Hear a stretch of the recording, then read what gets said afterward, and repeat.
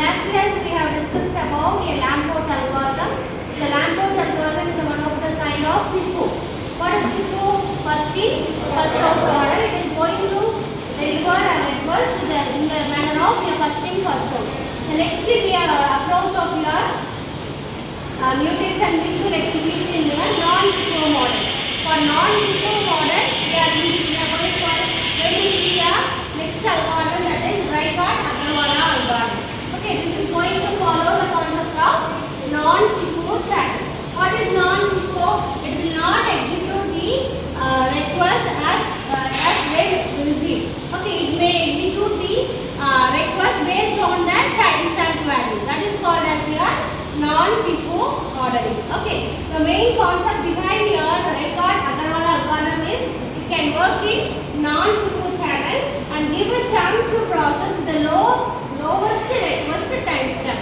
We know very well each request will be passed to the other sources by mentioning their timestamp. Okay, the actual message plus your timestamp will be reached to the other sources or it will be reached to the destination. Okay, so based on the timestamp, it is going to be checked whether it is allowed to enter into a critical section or not.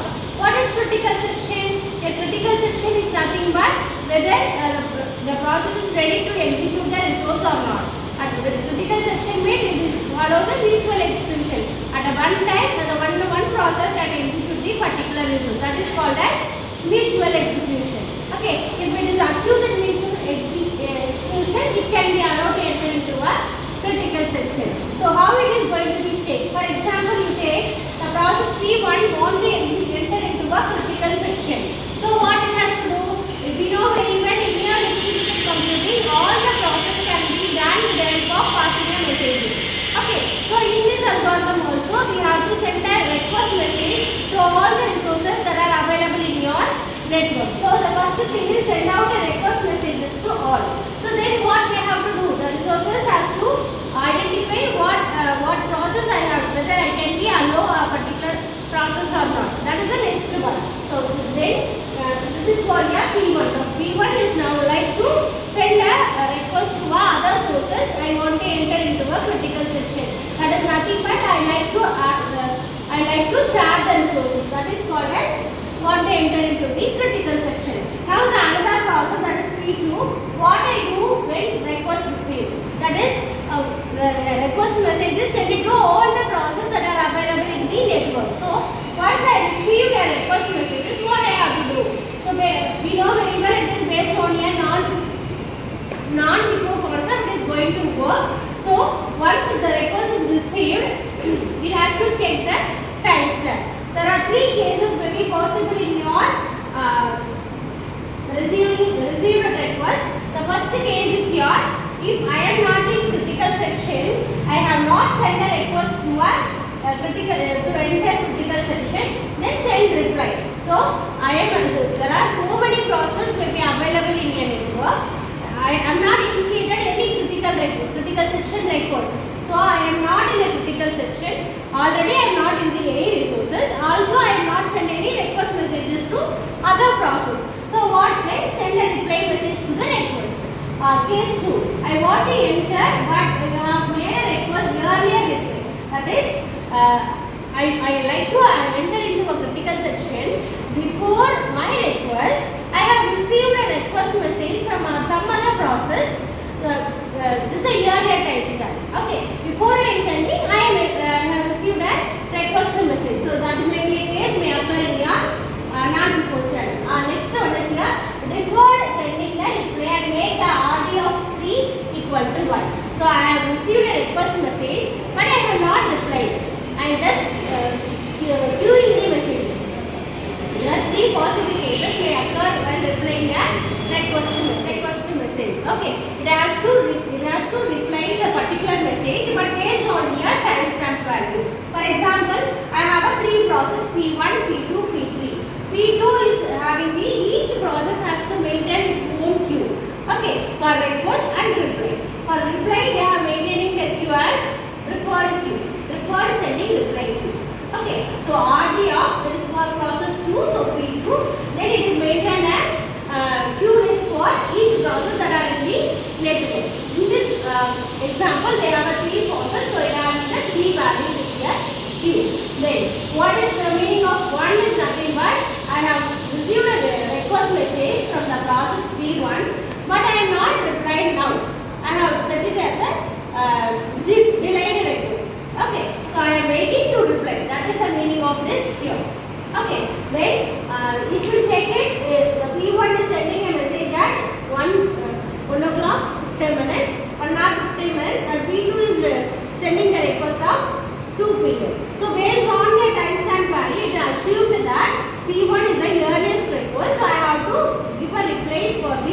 P1 process.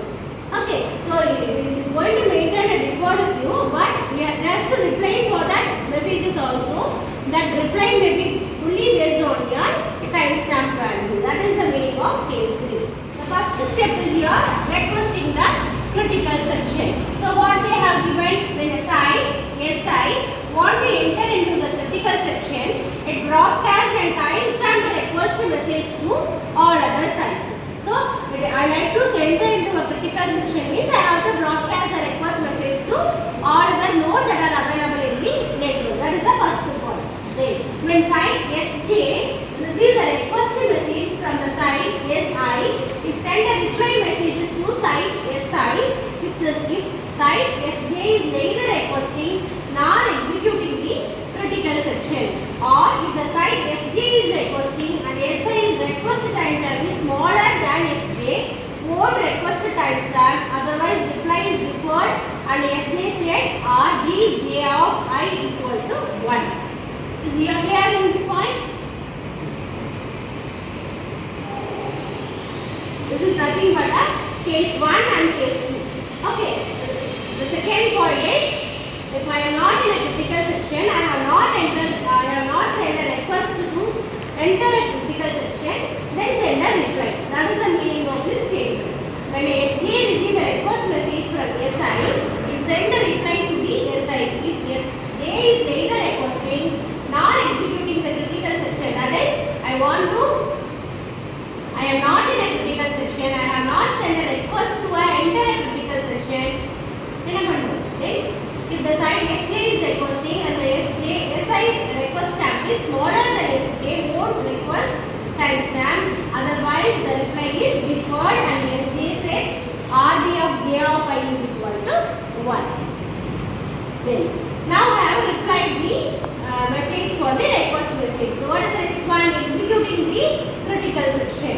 So site SI enters the critical section. After it has received a reply message from every site, it sends a request to message to all. Once it start executing, so it has recorded that I have entered into a critical section. Then after completing the execution, it has to release from the critical section. So when the site SI exits the critical section, it sends all the deferred reply message for all J. If RD I of J is equal to 1, then send a reply message to SJ and send RD I of J is equal to 0. So I have entered into a critical section. I have executed my process. So I have completely finished my process. So now I have to start to execute the next requests that are received that are in the queue. That the queue is nothing but deferred queue. So I have to reply the deferred queue requests, and after completing all the deferred queue requests, I can exit from the process. This is the process of your Ricart Agrawala algorithm. Okay, next algorithm is your token based algorithm. Under this algorithm, we are going to see Suzuki Cosme broadcast algorithm. Okay, so generally a token based algorithm is nothing but we should have a token. With the help of the token only, I can able to access a particular location. That is called as a token based algorithm. But the best example for a token based algorithm I have said ATM card. If I have an ATM card, I can able to retrieve money from the ATM machine, or otherwise I can't. Okay, like that. If I have a token, the token also is unique for each user. Okay, if I have a token, I can able to access the particular resources. So the concept behind your token based algorithm, a unique token is shared among the sites. A site is allowed to enter into critical section if it process the token. A site holding a token can enter into critical section repeatedly until it sends the token to some other sites. Okay, first the token based algorithm. Previously, the non-FIFO and FIFO concept, they have using the timestamp value for giving a reply. But in this token based algorithm, they are going to maintain a sequence number. Therefore, the sequence number it is going to give a reply. Okay, so the first token based algorithm use the sequence number instead of timestamp. Every request for the token contains the sequence number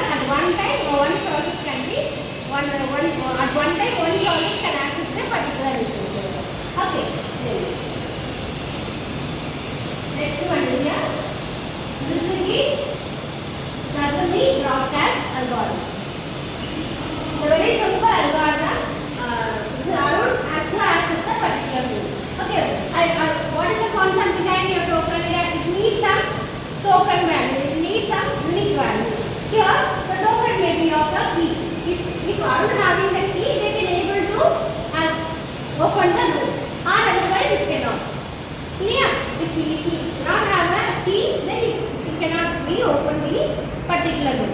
So based on the token, it is going to be accessed. The same thing, for a single room is shared by the 4 different persons. Arvind, Arun, Manish and Yogesh. Already 3 are in the room, but Arvind is like to enter into the room. He also not having the token. That is nothing but key. So what they have to do?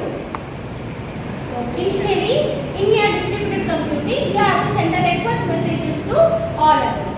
That is the initial thing in your distributed computing. So I will send the request messages to all the persons that are accessing the particular room. So already that is your source ID and the sequence number. Here they have randomly mentioned this code. You can also mention it 1. But the next request it should be incremented by 1. So Arvind, 2. So initially they have assumed Arvind as the source ID and 4 as the sequence number. They are sending the request message to all the other processes that are in the network. So what they have to do, based on the sequence number, they have to give the response. Okay. So here we assume as Arun is P1, Manish is P2 and Ricart is P3 and Arvind is here P4. So all are in the network. They have to like to share their room, share the resources, but only with the help of token they have to be able to access the resources. Okay. So your request message must contain your sender ID and your sequence number. There may be 3 cases possible in here.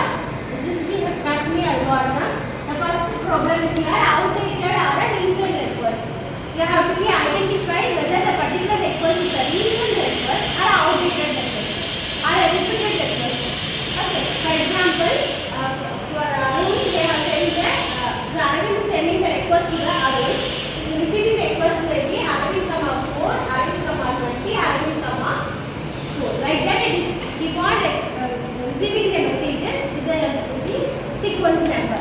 So it is going, every process must going to maintain a queue. We know anyway. Okay. So initially the P1 process queue is not receiving any messages from P1 and P2 and P3. Only Arvind have requested. So initially Arvind also is not in the network, so it is 0. Now Arvind, right? Assume now Arvind is entered into a network and sending a request message. Okay. So what initially they have sending the request message as sender ID as Arvind and your sequence number as 4. So 0, 4. What is the value already in the queue? That is 0. Now your sequence number value as 4. Which is maximum value? 4 is the maximum value. So the P1 is updating its own queue at 0, 0, 0, 4. Okay, wait. But again it's received the message from me, request message from the Arvind, 20. So now it's comparing. Already in the queue it has the value as 4. Now it's received the sequence number as 20. So 4, 20. This is the highest value 20. So 0, 0, 0, 20. Now again we have received a message from the Arvind, 4. Now it checks 20, 4, which is the maximum value is the 20. So it assumed that the 4 is an outdated, that is the repeated messages we have received. Okay, this is the case. You may let in your city Academy broadcast algorithm.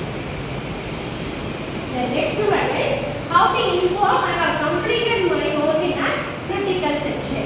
Okay, so once I have received a token, I start executing my process.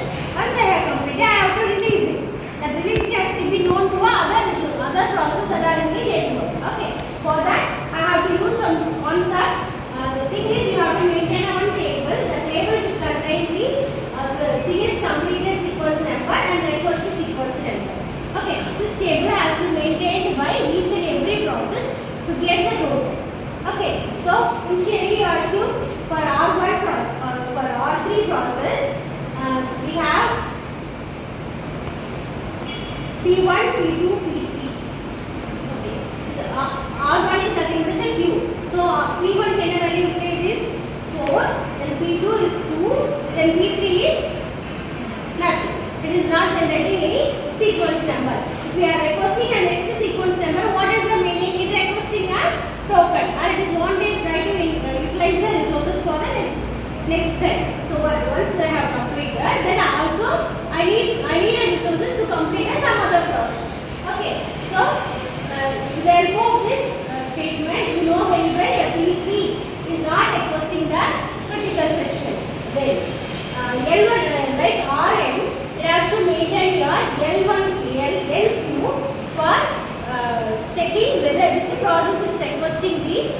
messages. Okay, so this process of request we enter into a critical section. For example, initially L1 is nothing but is a completed critical section value. So for a process P1 it is 3, for a process P2 it is 1, process P3 it is 4. Okay, so based on the L1, if this is nothing but your sequence number. Okay, I want to enter into a critical section means the P1 value now it is 3. What is the value it has to be updated? It has to updated by 1. So 3 plus 1, what is the value? 4. That is in the request sequence number. Next sequence number P1 process sequence number. Next sequence number is here 4. So we can assume that this is like to enter into a critical section. Also you check now. The process P2 value now ln value is here 1. The next sequence number is L1 plus 1. The next sequence number should be 2. So also in your database your sequence request number is 2. So you can be assumed that the P2 also like to enter into a critical section.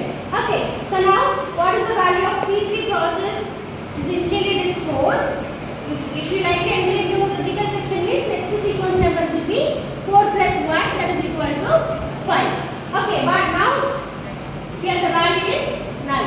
So we can assume P3 is completed all their process not like to enter into a critical section. So based on this we can be assumed that whether it want to enter again into a critical section or not based on the Rn and Ln view. Okay,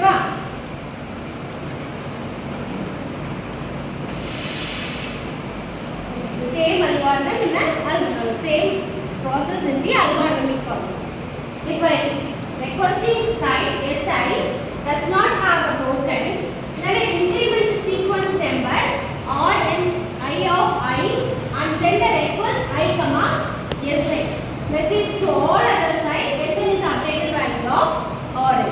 Okay, so that is nothing but I like to enter into a critical section means I need to send a request message to all the processes that are in the network by mentioning their source ID and their sequence number. SJ receives this message, it sets the Rn J of I to a max of Rn J of I comma SN. Okay, if it repeatedly receives the request messages from the same process with a different sequence number, it has to take the maximum value to compare the value and it holds here maximum value as an Rn value. Okay, if SJ has the ideal token, then it sends a token to SI if Rn J of I is equal to Ln I of I plus 1. Okay, this is for requesting the critical section. Next one is here executing the critical section. Site SI execute the critical section after they have received the token. Once I have received the token, I can be able to execute my process. Okay, once I completed my execution, I have to release my token. So for releasing the token, I have to check the Ln value. Ln value is nothing but initial value. It has to check the next sequence number that are available in the database. That is the concept of your releasing the critical section. So having finished the execution of critical section, site SI takes the following actions.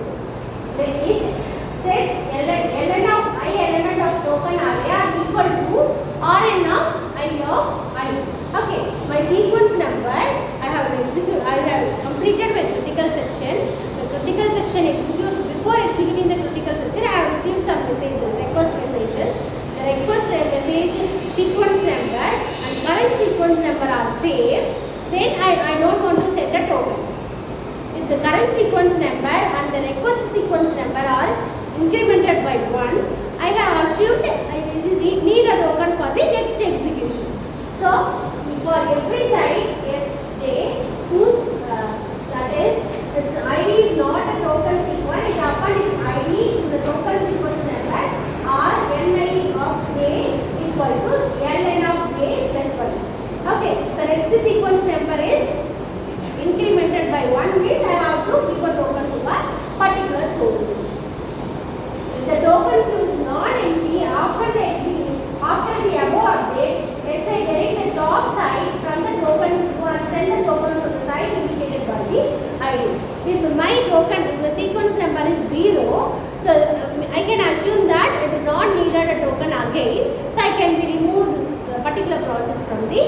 databases. This is the overall process